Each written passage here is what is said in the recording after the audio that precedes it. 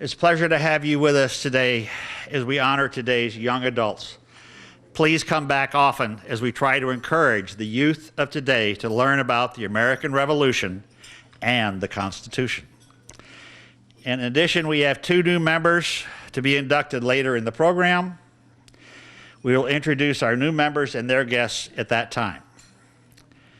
Our chapter's most honored guests today are our George S. and Stella M. Knight Essay contestants and our Arthur M. and Berdina King Eagle Scout Scholarship Award contestants. They will be introduced after the contest is completed, and we'll ask them to introduce their family members present. We will hold the Knight Essay contest immediately after lunch. One of our contestants has to leave for Tampa as soon as possible in order to attend the University of Tampa's Orientation Day. First, I would like to thank our judges for the Knight Essay Contest, because that's what we're going to do first. Our judges were Governor Bert Corbis, past President Charles Regal, and past President Harold Crapo. Compatriots, thank you for your service. We have 2 contestants, and I'm going to ask each contestant to read their essay. After each contestant has read their essay, then we will present some awards and take some pictures. We have to have pictures to go in our magazine, the Quill and Bugle. Would Nola Barish, a senior at Lakewood Ranch High School, please come to the podium and read your essay about John Honeyman, legendary double agent of the Battle of Trenton.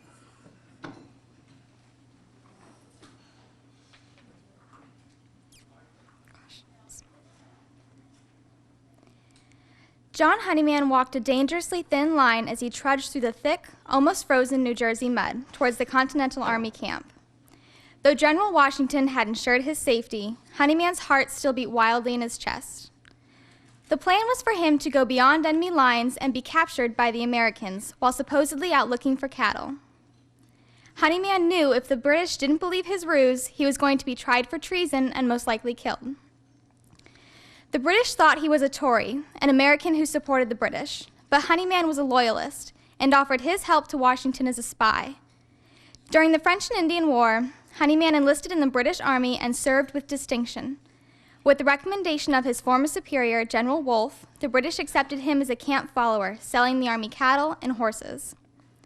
This put him in the perfect position to secretly collect intelligence that will later prove vital for Washington's surprise attack on Trenton. Prior to the victory at Trenton on December 26, 1776, the Continental Army suffered numerous defeats.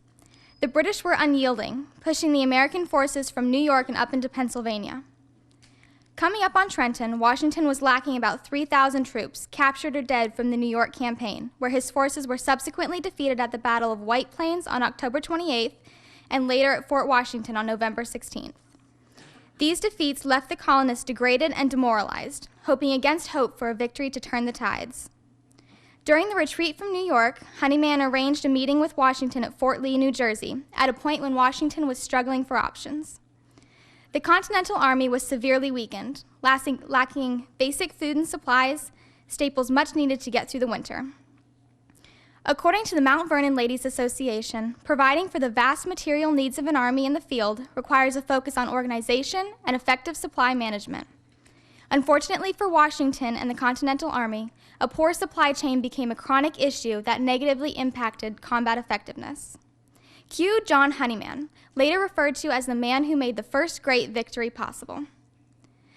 At this point, America was in the early stages of developing an intelligence agency, but there was not one in place for this war. Washington had previous experience using singleton agents working independently to carry out intelligence tasks similar to those of Honeyman against the British. One of his first documented payments for intelligence collection was made just 2 weeks after he took command in July of 1775, and by April 1776, he had expended $5,232 on intelligence. This same desire to collect intelligence on the British is evident around the Battle of Trenton. After meeting with Washington, Honeyman agreed to act as a double agent, appearing to be in favor of the British cause while covertly gathering intelligence on the garrison and Hessian troops residing in Trenton. As a camp follower, Honeyman would be in an excellent position to observe British movements, dispositions, fortifications, and logistics, plus gain advanced knowledge of the enemy's designs. This is exactly what he did, and after acquiring enough information, he arranged to be captured by Washington's forces. John Honeyman's vital information regarding the roughly 1,400 Hessian troops and their commander, Colonel Johann Rall, enabled Washington to plan a surprise attack against the British. Colonel Rall did not take the threat of the Continental Army seriously, though, after being told by Honeyman that Americans were in such low state of morale that they would not attack Trenton. Dependent on Honeyman's information and the element of surprise, Washington's bold strike, a strategy he had for several days been planning and discussing with his leading officers, was put in motion. Christmas afternoon, Washington's troops, many of whom had neither coat, shoe, nor stocking, nor scarce anything else to cover their bodies, were either preparing to march or already on the way. Following the crossing of the icy Delaware River, Washington's forces struck the Hessian garrison in Trenton on the morning of December 26, killing 22, wounding 83, and capturing more than 890 Hessian soldiers. This victory could not have come at a better time for the Continental Army. After months of multiple defeats and setbacks, this stunning victory gave the Patriots new confidence and hope, major factors benefiting the next multiple victories for the Americans. According to P.K. Rose, author of The Founding Fathers of American Intelligence, Honeyman's intelligence work came at a critical time for the American side and led to a strategic victory in political and morale terms. On the tail of the victory at Trenton, Washington's forces then proceeded to strike at Princeton, defeating the Redcoats there as well. The victories at Trenton and Princeton not only helped bolster the morale of the American army and encourage recruitment, but these bold actions also greatly impressed the French, who were actively weighing their involvement in the war. It's safe to say the outcome of the Battle of Trenton and the War for Independence might have turned out drastically different if not for the double agent, John Honeyman. Thank you. Thank you. Please be seated. Okay, thank you, Nola. Would Samantha Hamill, a junior at Riverview High School, please come forward to read your essay about common sense and the common man? Hi, everybody. The American Revolution was a war fought by the whole nation, not just the soldiers and politicians who made the history books. But it's no mean feat to mobilize the whole of the American colonies, and it was nothing any general or politician could ever do.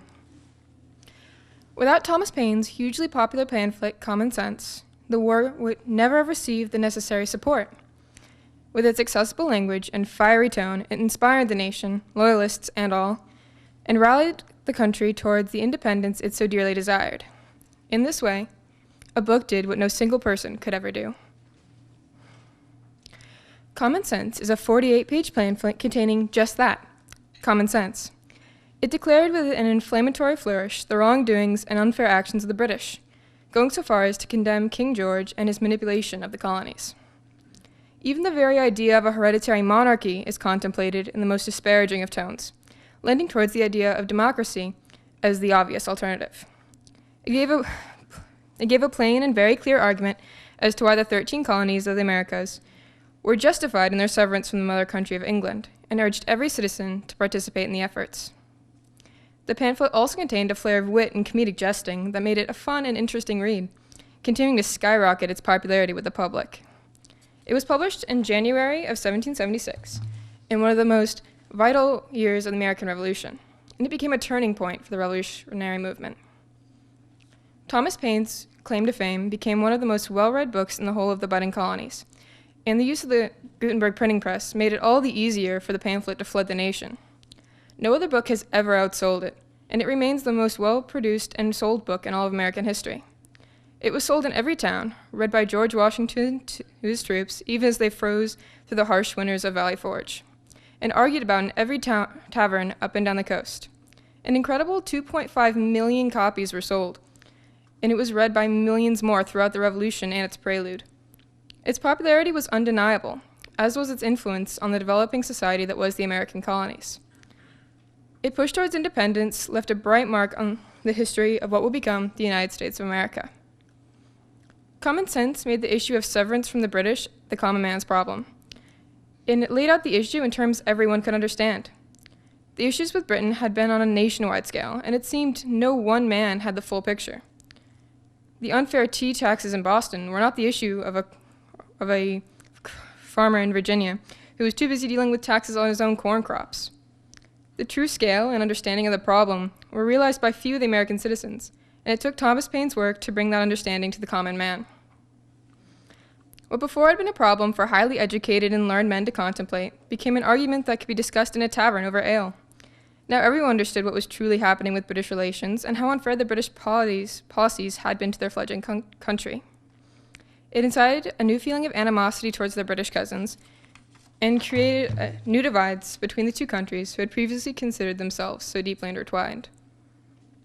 Many Americans still identified as British or enjoyed their British citizenship, and the very idea of becoming separate nations was ludicrous to them. Some even accepted or ignored unfair taxation and other oppressive tactics under the belief that it was simply a part of being American. And yet now the flaws of the situation were brought to light, making it impossible to ignore. Common Sense also made the idea of separation everyone's problem and forced everyone to choose a side. People who before had ignored the problem or decided that it was simply not an issue of theirs were now forced to consider it and make decisions that would change the nation. It gave a clear choice between the horrors of British monarchy and the potential for freedom, independence, and democracy that would be created through severance from the British.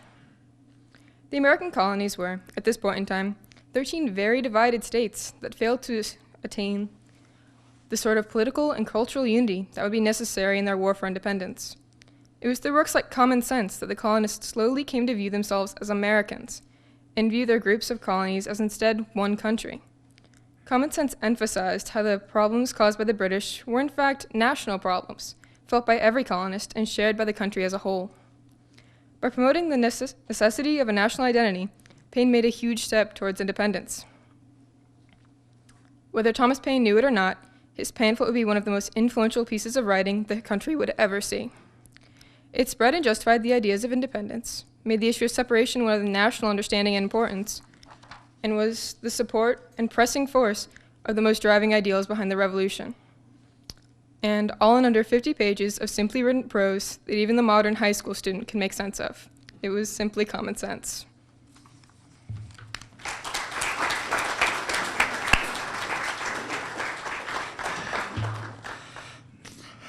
Thank you. Now, Samantha, come back up. Okay. And with the Sergeant at Arms. Where are you, Sergeant at Arms? There you are. Chuck Barrett. Please escort Samantha's parents, Sam's parents, Lynn and David Hamill, up here, because we're going to make a little presentation. Let me get around everything.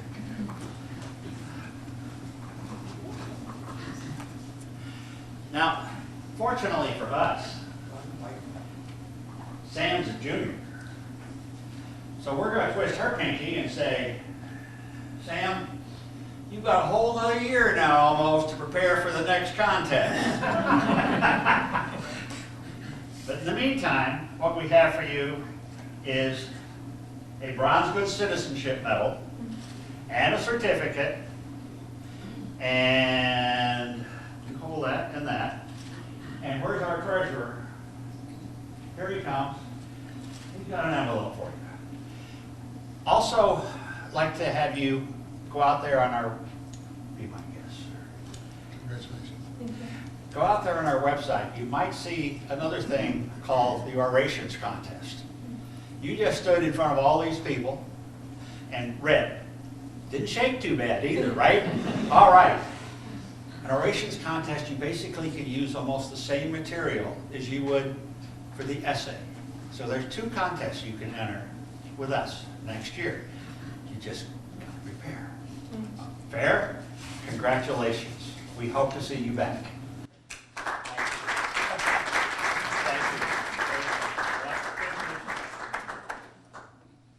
Ta-da. He says I have to get it here. You always take that great picture back. Yeah.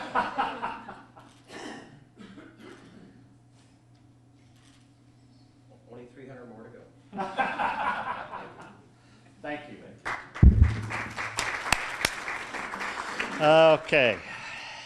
Now we need to get Nola Barish back up here, and with the Sergeant at Arms, please escort Nola's mother, Colleen, up front also, because we know that she has to leave for Tampa, so she's going to be leaving right after this.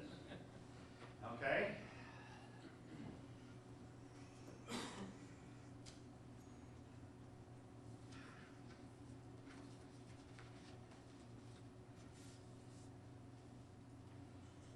Go a little bit further.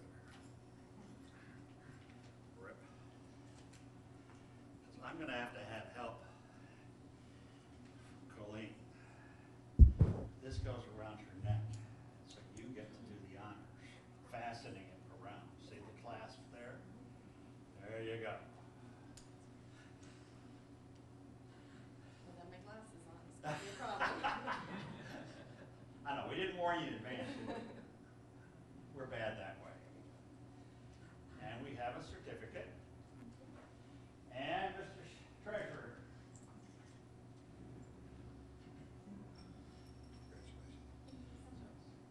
I want to thank you very much. We wish you much success. Thank you. And you've got pictures of me.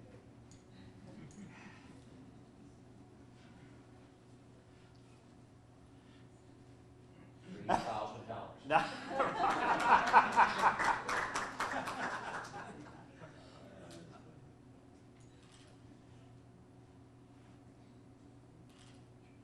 Thank you, Mom. Thank you. And I know you have to leave, so thank you.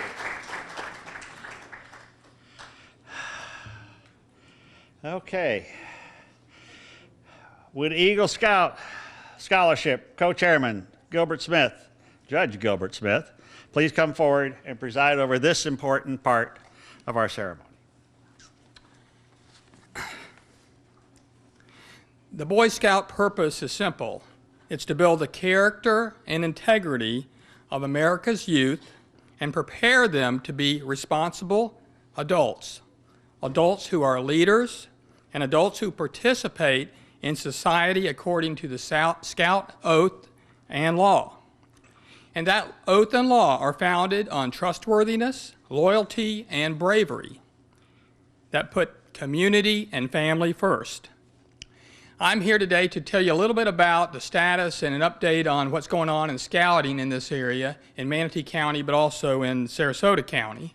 But when I talk to you first about national level, that scouting relies on chartered organizations for its units. And these chartered organizations can be in the form of educational organizations, civic organizations, or faith-based organizations. So 70% of the nation's units are sponsored by faith-based organizations. About 22% are sponsored by civic organizations, and another 8% are by educational associations. Now this year is Boy Scouts celebrates its 105th anniversary. The first Scout unit in this area was in 1910, and it met in the old high school that stood on the corner of 9th Avenue and 14th Street in Bradenton. Of course, at that time, Manatee County covered Sarasota County also, so it was the first unit in this area. Now, time went by, and the council here became known as Sunny Land Council, and then now is known as evolved to Southwest Florida Council. The headquarters now is not local as it used to be with Sunnyland, but it's in Fort Myers, Florida. And the counties, which are about 9 counties, are divided up into 4 districts. The boys here today that you're going to hear from in just a few minutes are from 2 of those districts. One of the districts is Manatee, and the other is 2 Rivers. Now, the council has professionals that handled the affairs and the business of the council, and there are 6 professionals that work out of 6 offices, 4 offices, I'm sorry, and we have 2 rangers that oversee the camps. And we oversee these professionals and these people and the volunteers oversee 29 youth members and also 3,775 adult leaders. Now, in Manatee County, specifically, I want to talk about this. From 2005 until 2014, we increased the registered boys from 778 in 2005 to 1,500 in 2014. Now, we've had 3 consecutive years of really a lot of growth, but we want to do much better. We serve about 6% of the youth in Manatee County, which is about the average on a national scale of individuals, boys that get into scouting. And one thing we've done in Manatee County is we partnered with the Sheriff's Office and the gang prevention team to try to encourage units in areas that are high risk for youth and try to get them involved in units. And we've also partnered with the Manatee County School District on a number of different things.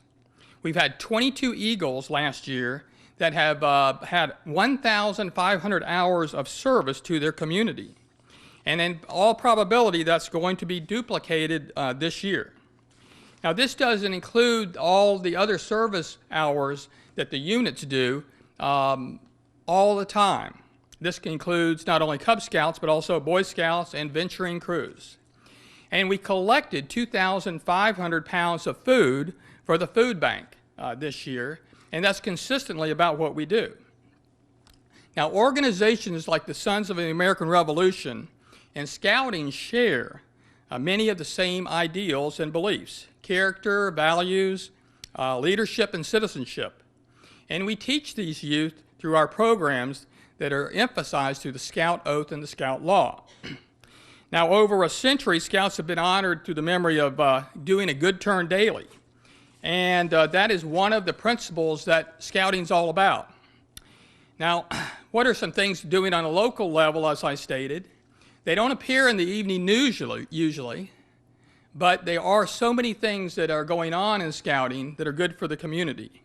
And all you have to do is just look at the service projects of the Eagle Scouts to see what's going on.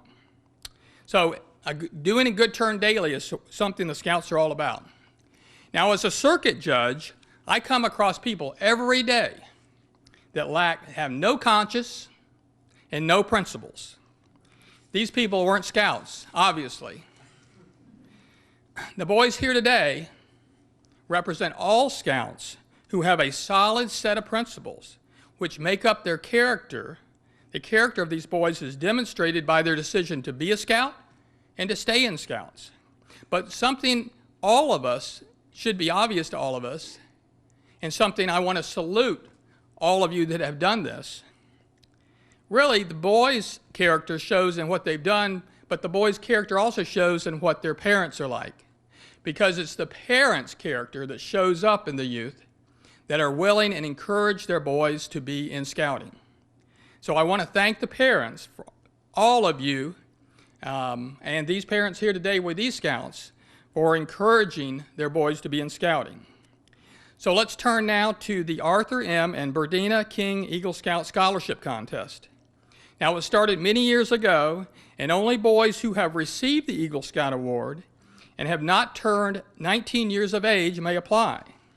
Now, if they win on the local level, the application is automatically forwarded to the state level, and then from there on, it goes to the national level. But I want you to remember what I told you about. 6% of the youth and boys are only in Scouts. But let me tell you about Eagle Scouts. Of that 6%, only 4% of the boys in scouting reach the rank of Eagle Scout. And so it's quite an accomplishment that these boys have made, and it's quite an accomplishment that all boys that have made Eagle Scout. Now, I've been here enough to sit next to some individuals that are members of this chapter that were Eagle Scouts.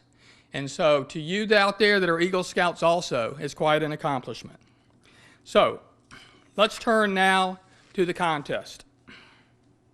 We have 2 Eagle Scout contestants, and I'm going to ask each contestant to read their essay from the application they submitted. After both contestants have read their essays, they will receive awards and have pictures taken. Would Colton McVetti from Troop 100, chartered by St. Thomas More Catholic Church in Sarasota, please come forward to the podium and read your essay.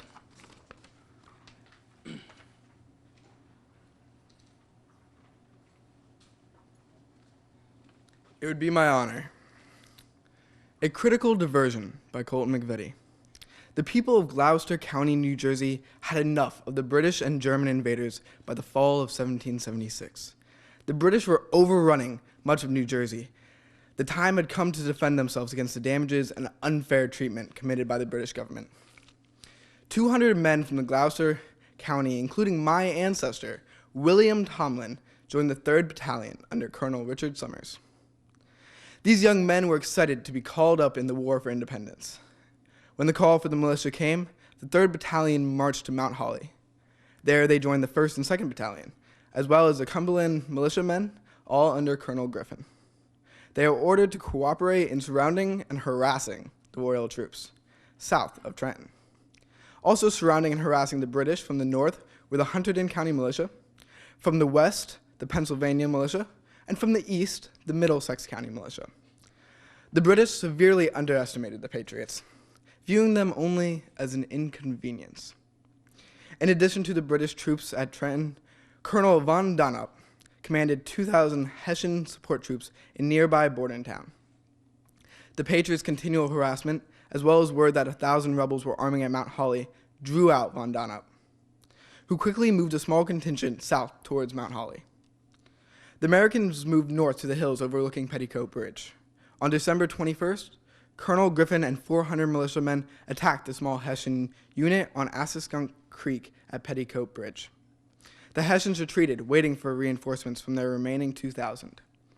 On December 22nd, the full Hessian contingent attacked the Americans, who were merely a corps of 450 militia, many of whom were boys who had just been picked up in Philadelphia and the counties of Gloucester and Salem, to Mount Holly with orders not to fight, but to fly as soon as the effect of the maneuver had taken place.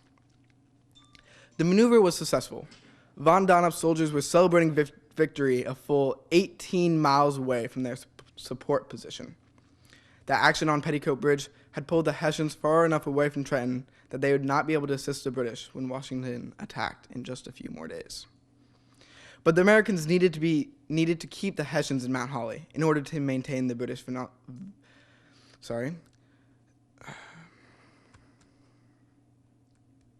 vulnerability in Trenton. As the Hessians pilled Mount Holly, most of the town folks evacuated. Fortunately, one woman stayed behind, a lovely young widow. As von Donop was known to be extremely devoted to the fair sex, he was invited to visit at the widow's house. Her company kept him in Mount Holly several days. With the Hessians too far away to assist the British, the story of Washington's crossing the Delaware became famous. The men of Colonel Summers' 3rd Battalion were instrumental in providing a diversion that kept the Hessians' reinforcements away during a critical battle. The victory at Trenton gave the Americans the courage to take on and win successive battles, and thereafter, and to eventually win the war for independence.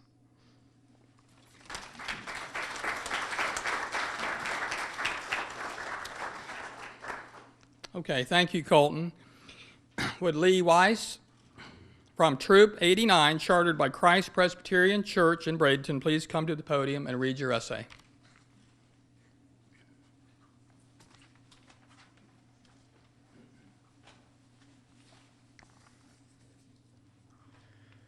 The American Revolutionary War remains the most important war in the history of the United States. It is the war that led to our country's foundation, and without it, modern society would be completely unrecognizable. Thousands of brave men died to free America from the control of the powerful British Empire, but most did not die on the battlefield. The majority of American colonial soldiers were taken as prisoners of war by British forces. Many were held aboard ships converted into prisons, and the most famous of these was the dreaded HMS Jersey. The HMS Jersey was constructed by the British Navy long before the American Revolutionary War, and during the war it was stationed in Upper New York Bay near Brooklyn. The HMS Jersey was a warship that was used during this time period alongside multiple other outdated warships as a prison because the British had run out of room in prisons on shore. The HMS Jersey is well known even today due to the conditions that its inmates were forced to live in. Food for the prisoners of war was cooked in unsanitary water and was rarely enough to maintain their health. Very little drinking water was provided, and most was not clean enough for consumption. Prisoners were forced to stand outside on deck no matter what the weather on the rare occasions that a cleaning was scheduled, and diseases were common and spread quickly on prison ships, and captives were regularly beaten by British soldiers. The total number of prisoners on the HMS Jersey and other similar prison ships is estimated to be between 8,000 and 12,000. Many of these prisoners did not leave to see the retreat of the British. When the captives were finally rescued, only about 1,400 were alive. Only 4,500 to 8,000 men were killed during the actual battles of the American Revolutionary War, making the prison ships much more deadly than the fighting. When these thousands of prisoners were killed by starvation, dehydration, disease, or the brutality of their captors, they were left below decks along with the other prisoners until morning. When the sun rose, they were lowered into a rowboat, rowed to shore, and buried wherever they made landfall. Residents of the nearby New York City would later dig the bodies back up to give them a proper reburial. Several monuments in New York City have been dedicated to the men who died aboard the HMS Jersey and other prison ships.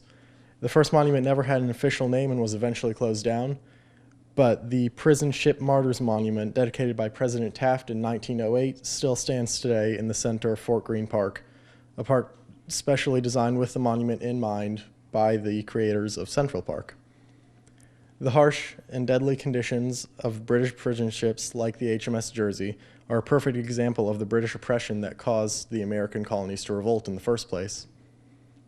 The men who died in battle are much more famous than those who died as prisoners, but it was the prisoners who lost more men. The inmates of the HMS Jersey were no less brave than their companions who fought on land, and it would be unwise to forget the soldiers who resisted even when there appeared to be no way to succeed. Thank you.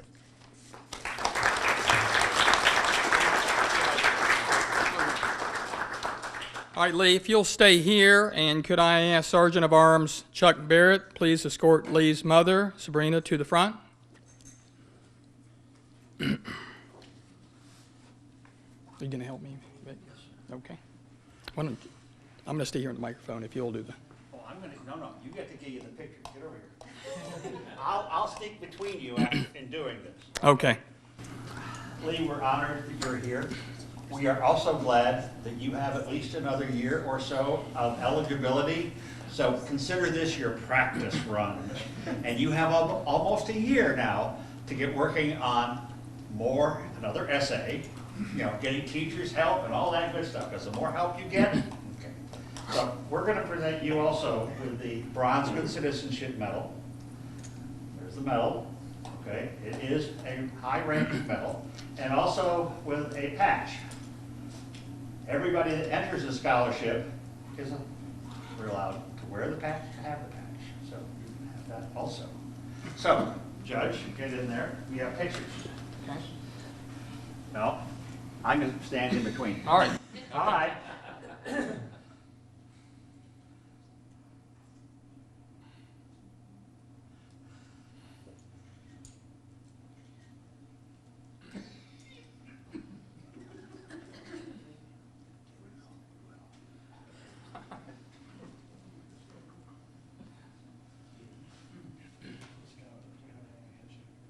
You're probably wondering what I said, aren't you? Yeah. I'm not going to tell you. I said we'll see you next year. All right. Right. Thank you. Thank you, Lee. Have a seat.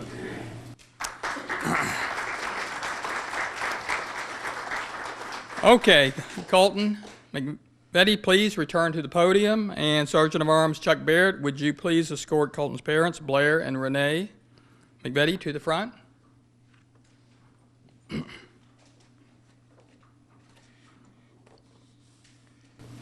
going to wait till your parents get up here. Parents get to get recognized too. Now this is a little bit different. I don't remember this ever happening before at Saramana, but my memory's not that good. Colton, since last year, when he was in this contest, along with his father and uncle, My two brothers, his two uncles. his two uncles, have become members of Saramana. Okay, so he doesn't get a medal. He has the medal. Following SAR protocol, he gets an oak leaf cluster to go on the medal to prove that he has won it twice. Oak leaf cluster, sir. Now you'll need something sharp to punch a hole in that stuff. You do get your certificate, and you do get another badge. Fair? Yes. Thank you. And there's also we also need the Oh, treasure. yeah, where's the treasurer? Here he comes. I knew I was going to forget something. See, what happens with old age, I forget. Golden, congratulations.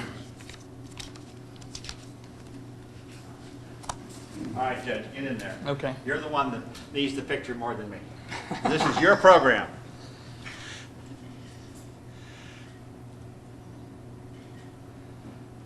Thank you.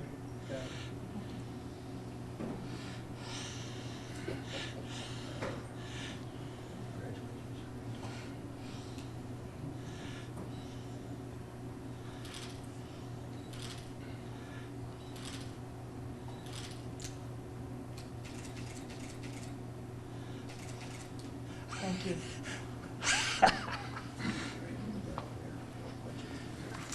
Now, Judge, we understand you have to leave, I didn't. No. but we thank you. Okay. Appreciate it. All right. Could congratulations to both these boys. Could everybody give them a round? Thank you. Thank you. Thank you, sir. Unfortunately, unlike me that's retired, the judge is still working. He says he has to leave. Something called a court is asking him to get back. So, moving along, I'm going to change the order a small amount, and I'm going to request that Harold Crapo please come to the podium. And would Sergeant at Arms Chuck Barrett please escort Nicholas Katsakis to the front of the podium. Nick, get up. Come on, Nick.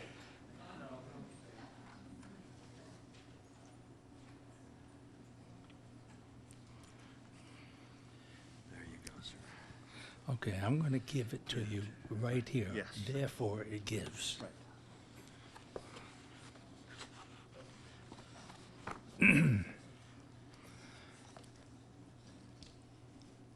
This American patriot has attended meetings on a regular basis throughout the terms of 7 different SAR Saramana presidents.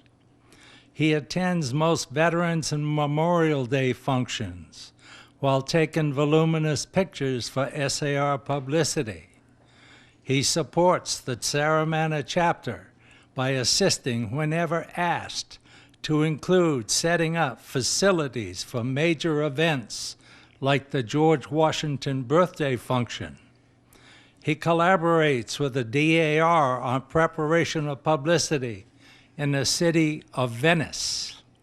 He physically supported planting of a Liberty tree in Patriots Park in the city of Venice, along with the associated granite marker. He personally watered the newly planted tree to assist in avoiding transplant shock. He did this for more than a month. He is a most dedicated American citizen, patriot, and supporter of the U.S. Constitution, attested to by 30 years of notable service as an appointed senior economist at the international headquarters in Washington, D.C. Mr. President. Thank you, sir. Therefore, it gives me great pleasure to recognize, express sincere appreciation, and welcome Nicholas Katsakis to the SAR Saramana chapter as an honorable associate for his most notable and dedicated support to the sons of the American Revolution.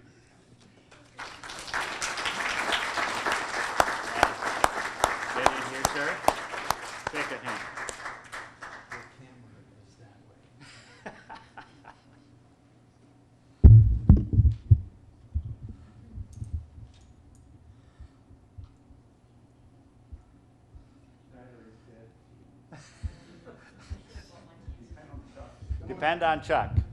Her battery's dead.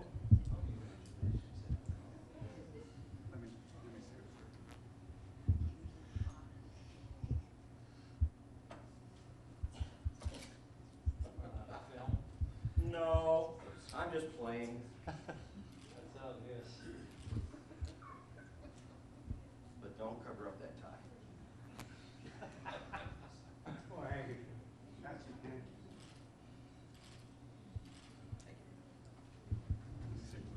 Okay. Sure. I'm trying to make sure this doesn't go anywhere. Surprise. Unwarranted, undeserved, unmerited, I think, but thoroughly appreciated. Thank you very much.